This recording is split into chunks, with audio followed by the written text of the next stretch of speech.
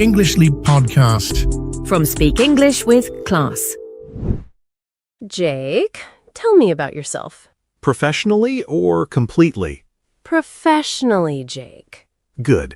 Completely would take a while, and half of it isn't relevant to a job.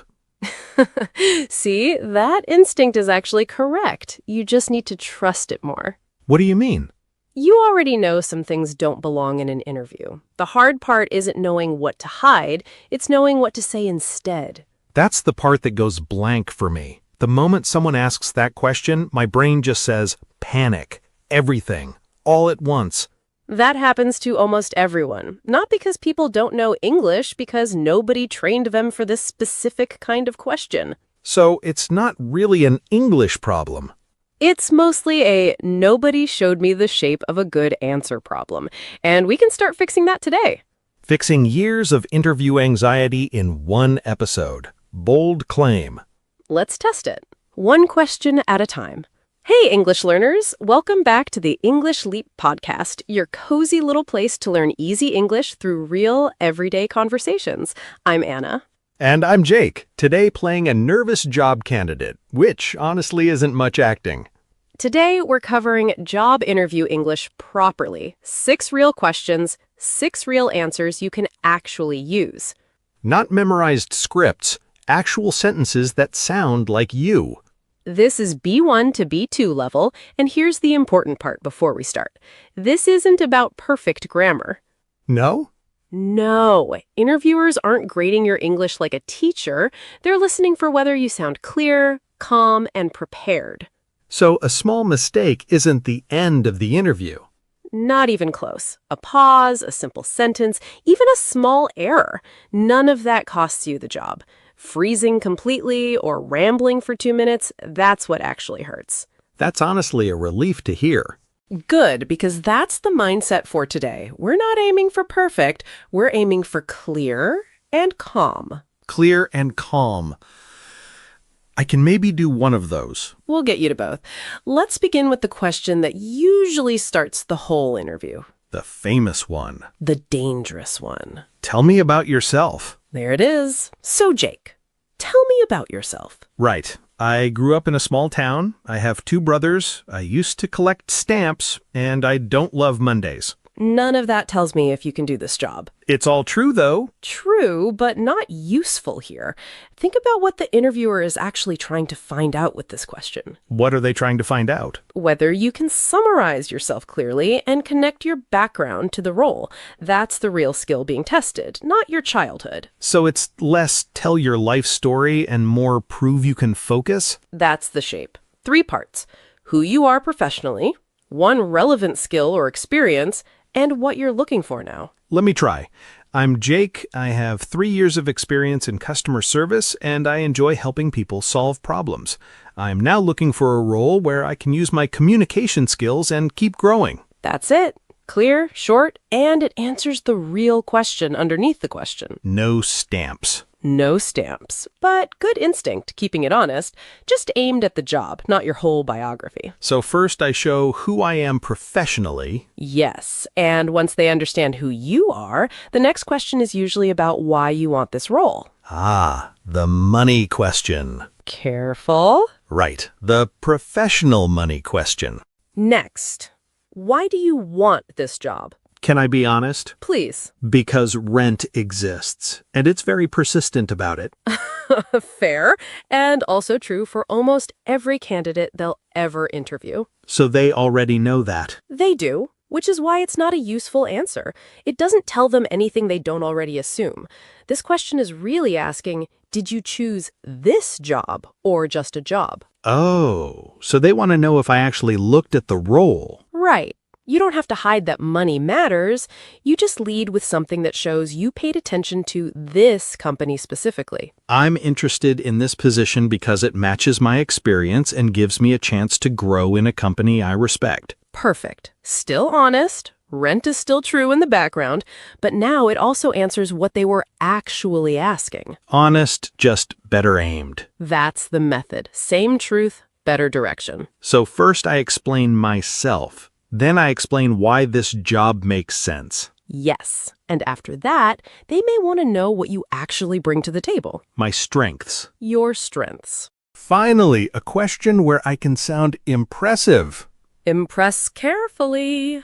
What are your strengths? Honestly, a lot of things. I'm good at talking, listening, remembering small details, staying calm in chaos. That's already 4, and we're not finished. I have more.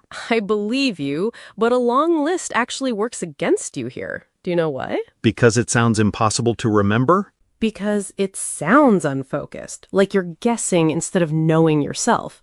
One clear strength with a small example is far more convincing than 5 vague ones. So depth over quantity. That's the trade. Pick the one that actually matters for this job.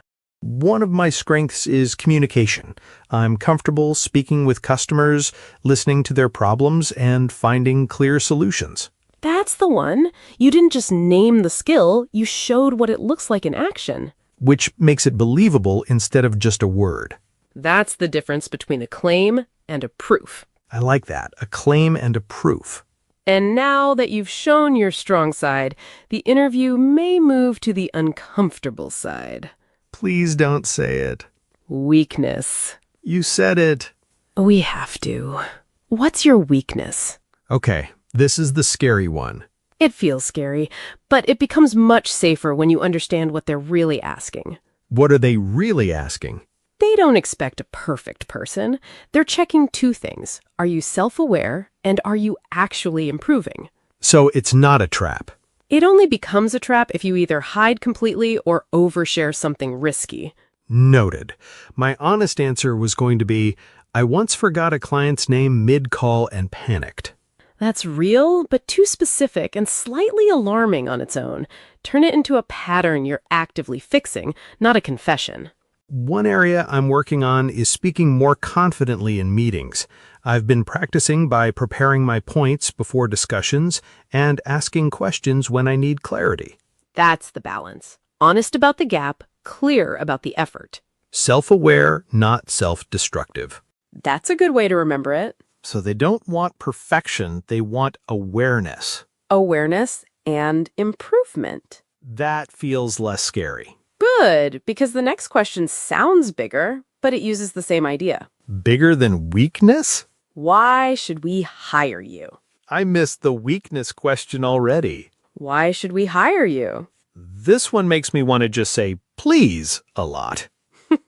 A lot of people feel that. It sounds like bragging, so people either go too small or too desperate. So what's the safe middle? Confidence backed by reasons, not confidence instead of reasons. Meaning, I don't just say, I'm the best. I show why. Right. Connect 3 things: your experience, your attitude, and what you'd actually bring them. I believe I'm a good fit for this role because I have relevant experience, I learn quickly, and I care about doing the job well. That lands well. Confident, specific, not begging. It doesn't sound like I need saving. It sounds like you'd be useful, which is the actual question underneath the question. So this is not really, please choose me. No, it's here is why I can help. Much better. And once you've answered that, the interview often turns around. Turns around. Yes, they stop asking only about you, and they ask if you have anything to ask them. That sounds like the end. It is near the end, but it still matters. Last one. Do you have any questions for us? Honestly, my instinct is, no, I'm fine. That answer is more costly than it seems. Why? I'm just being easy to interview. Because this question isn't really optional. It's a final check on whether you're actually curious about the job or just trying to get through the interview. So, no questions reads as, not that interested. That's what it can signal, even if it's not what you mean. So I need real questions, not performance ones. Real ones work best. Try, can you tell me more about the team I would be working with? Or, what does a normal day in this role usually look like? Or, what are the next steps in the interview process? Those aren't hard to think of. I actually want to know all three. Then you already had the answer, you just didn't trust it as good enough to say out loud. That's been a theme today. It has. You already have the honest thought. We're just giving it a better shape. Same person, better answer. Yes, and that is a perfect place to pause the interview and practice the language more slowly. So now we take the answers apart? Gently. Before we continue, a quick note. If you want to practice today's interview answers again, English Leap Club is there to support you. You can use the transcript, vocabulary practice, quizzes, games, and shadowing. So answers like, tell me about yourself, and why should we hire you, don't stay scary. They become sentences you can actually practice, shape, and use with real confidence. Because job interview English is not something you want to meet for the first time inside the interview. You want the sentences to feel familiar before the pressure starts. Right. And now that we've seen the interview questions in action, Let's take the rough, honest versions. and make them smoother, clearer, and more professional. This is Say It Better, Today, Say It Better is all about job interviews. because in an interview, the honest answer is not always the most useful one. Right. We are not making fake answers. We are making honest answers land better. Let's start with the answer every candidate feels, but should not say too directly. First sentence, I want this job because I need money. Very honest. Maybe too honest. A better way to put it, I'm interested in this position because it matches my skills and gives me a chance to grow. That sounds more professional. Yes, you are still being honest, but now the focus is on the job. Not just on my rent. Right, rent stays private. Next, let's move from motivation to strengths. Listen to this sentence. I'm good at talking. Clear, but a little casual. A stronger version, one of my strengths is communication. I'm comfortable speaking with different kinds of people and listening carefully to their needs. That sounds more like interview English. Yes, it shows what communication actually means. Speaking, listening, and understanding people. Much better than just, I'm good at talking. So we've improved motivation and strengths. Now let's handle a skill gap without making it sound like a failure. Next sentence, I don't know Excel. Honest, but it sounds like the door is closing. So how can we soften it? Try, I'm still improving my Excel skills, but I'm learning quickly and practicing regularly. Same truth, better feeling. Yes, you are not hiding the weakness. But you are showing effort. That makes a big difference. And speaking of weakness, let's look at the feeling many people have in interviews. Next sentence, I get nervous. Very common. Very human, too. But in an interview, we can say it better. What would sound better? Try, one area I'm working on is confidence in interviews, but I'm improving through preparation and practice. That sounds honest, but not weak. Right. It shows self-awareness. And it shows I am doing something about it. So we don't hide the truth. We show progress. Now let's talk about leaving an old job. Next sentence, my last job was bad. Dangerous sentence. Even if it is true. Especially then. A better way to put it is, I'm looking for a new environment where I can grow, learn, and take on more responsibility. That sounds calm. Yes, you are not attacking the old job. You are focusing on the next step. Much safer. And near the end of the interview, there is one answer that sounds easy, but can feel a little empty. Next sentence. No, I don't have any questions. The easy answer. But not the strongest one. So what should I say? Yes, I'd love to know more about the team I would be working with and what the next steps are. That sounds interested. And prepared. Not too fancy. Just clear and professional. Motivation, strengths, weakness, old job, questions. One more practical one. When can you start? Last sentence. I can start anytime.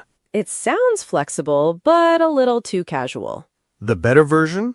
I'm available to start after my notice period, and I'm happy to discuss a suitable start date.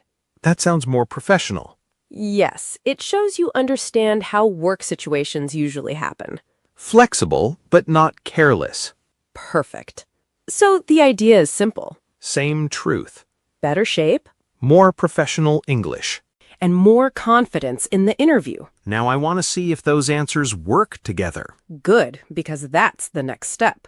All right, let's see the whole thing. Start to finish, real interview pace, no stopping. No safety net? No safety net, but you already know the shape.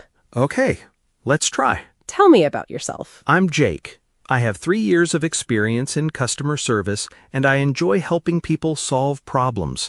I'm now looking for a role where I can use my communication skills and keep growing. Why do you want this job? I'm interested in this position because it matches my experience and gives me a chance to grow in a company I respect. What are your strengths? One of my strengths is communication. I'm comfortable speaking with customers, listening to their problems, and finding clear solutions. What's your weakness? One area I'm working on is speaking more confidently in meetings. I've been practicing by preparing my points before discussions and asking questions when I need clarity. Why should we hire you? I believe I'm a good fit for this role because I have relevant experience, I learn quickly, and I care about doing the job well. Any questions for us? Yes, I'd love to know more about the team I would be working with and what the next steps are. Jake, that was a complete interview. It didn't feel like 6 separate answers. It felt like one conversation. Because it was. Same person, same voice, just organized. I think that's the part I didn't believe before today, that I already had the honesty, I just never had the shape. That is the whole lesson, actually. Same truth, better shape. And now much calmer. Calmish. I'll take it. In the comments, tell us, which interview question makes you the most nervous? Tell me about yourself. What is your weakness? Or why should we hire you? Write your answer in English. It's good practice. And remember what we said earlier. This isn't about perfect English. It's about clear, honest, prepared English. Thanks for listening.